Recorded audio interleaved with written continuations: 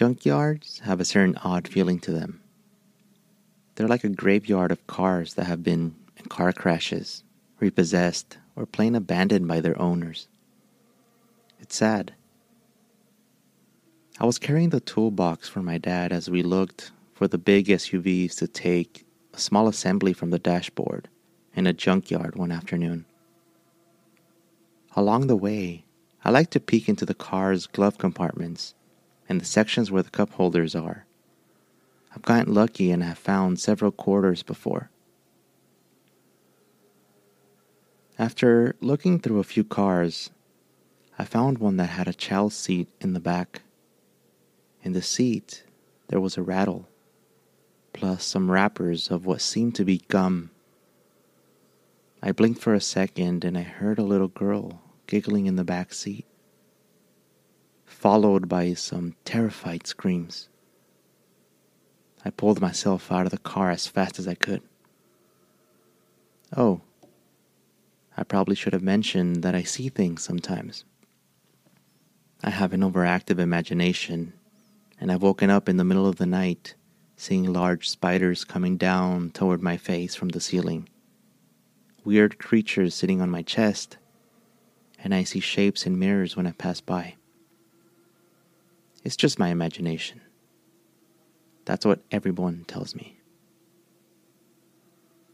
I went on to the car next to that one, and I saw what I rarely see in junkyards.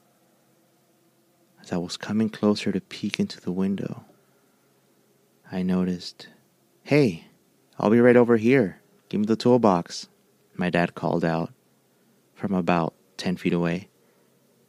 "Okay," I replied, "I'm coming." I went over and gave him the toolbox, still thinking about what I had seen in the car.